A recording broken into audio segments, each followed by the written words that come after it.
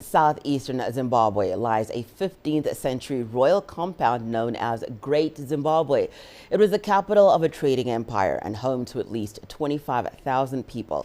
Today, Great Zimbabwe is a UNESCO World Heritage Site and is considered a sort of national symbol for the modern-day country of Zimbabwe. Farai Mwakatuya brings us that report. The 4-hour journey to Masvingo began at dawn. The city is on the highway to South Africa. It's here that white colonial settlers established their first settlement in the 1890s.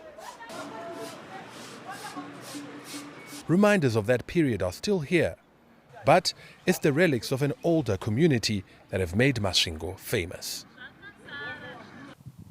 The Great Zimbabwe ruins were a royal palace occupied by a kingdom that ruled an expansive area in the southern region. The name Zimbabwe, which means house of stone, is derived from these imposing walls. It existed from 1150 AD up to 1550 AD. But it is believed that during the 13th and the 14th century, it was at its height. And during that period, it is believed that over 25,000 people stayed within the Great Zimbabwe landscape. It was declared a World Heritage Site in 1986. It is no longer valid only in Zimbabwe as a nation.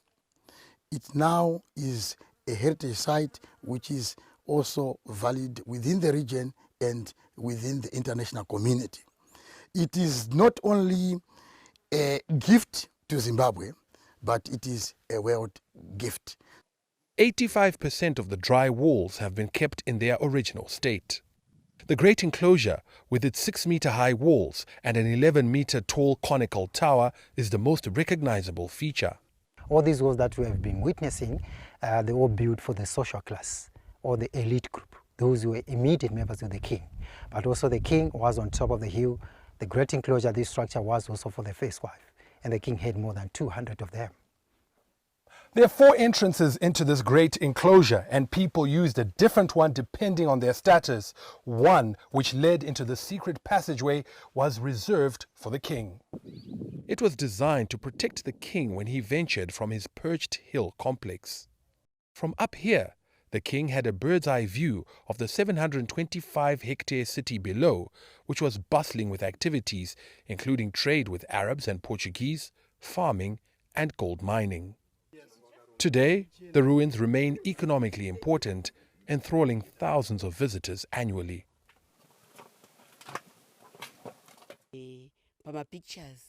I had only ever seen Great Zimbabwe on our banknotes, but today I got to see it for myself.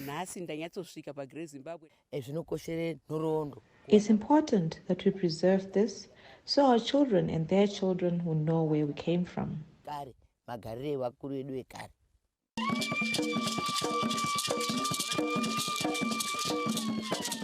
Great Zimbabwe is also a source of livelihood and pride for descendants of those that once lived within its walls.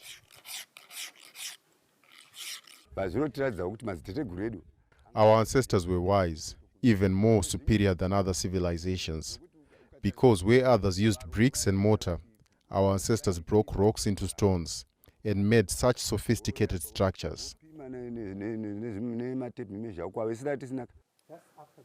Overpopulation put pressure on grazing and farmland and forced some to move away, leading to the decline of the kingdom. Those who left went on to build similar but smaller stone drywall structures that can be found elsewhere around the country.